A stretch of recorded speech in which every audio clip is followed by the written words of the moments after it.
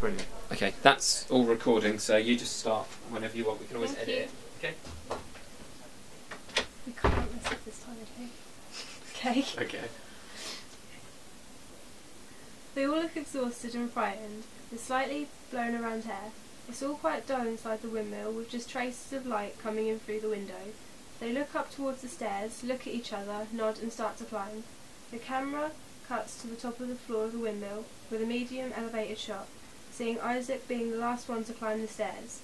The camera zooms out while panning round slowly, showing the entirety of the room, with the teenagers all walking around inspecting, slowly and cautiously. There are a few boxes in the corner of the room.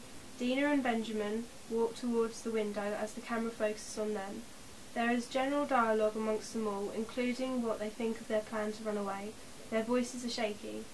The camera cuts to an over-the-shoulder shot of in between both Dina and Benjamin, looking out of the window. The camera then focuses on soldiers running straight past the windmill, leaving Benjamin and Dina slightly out of focus. You hear the opening and closing of a box, still looking out of the window, and you see Dina and Benjamin turn round to look towards Isaac and Rachel. The camera cuts to a wide shot of the room as you see Isaac and Rachel walking away from the boxes in the corner of the room with candles and matches in their hands. They put them down in a cluster on the floor and begin to light them. It's silent other than the sound of the flames flickering and the floorboards creaking.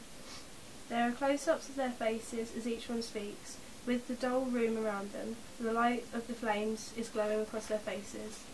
There is a close-up of the flames and the camera dissolves out.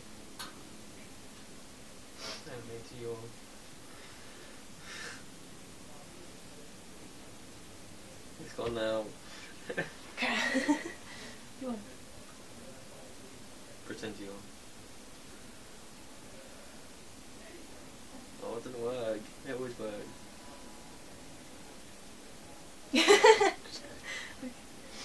The frame dissolves back to the interview room, seeing a close-up of the elderly Isaac's hand, holding a lighter with a flame lit.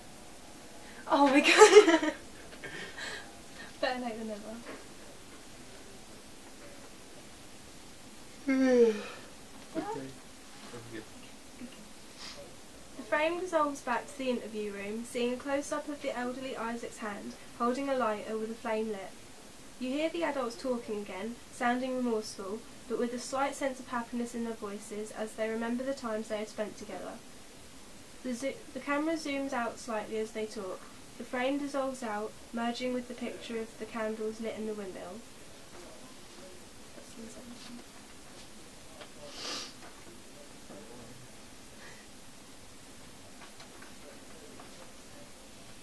The frame merges back to the windmill, focusing on the flame.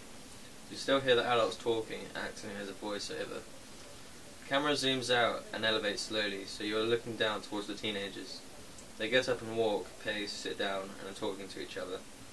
There is still close-up of Benjamin's face as he talks. The camera pans around to each of the individuals' face as they speak. The panning is continuous and the camera doesn't stop, so the movement is slow. You hear the slight sound of the diegetic sound, hearing them speaking faintly in the background. But the voiceover of the adults is clear and prominent. The music begins to play softly behind all the other sound, as the camera has panned to Dina's face as she talks. She then looks down, the music grows louder, and the voiceover from the adult stops. The picture slowly starts fading back as it tilts downwards to see Dina's hands grasping each other and fumbling around the It's not they! Oh, I only started laughing because he... Right, where was I? Okay. The picture starts... Oh, okay.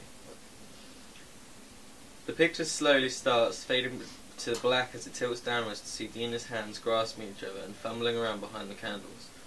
Yeah, Didn't cut that out. yeah, we're cutting all that bit out. Okay. Okay. From the candles. Okay, candles. It then fades completely to the black. The main title sequence then appears. Okay, there we go. It's the only word that came to mind. Fumbling behind the candle.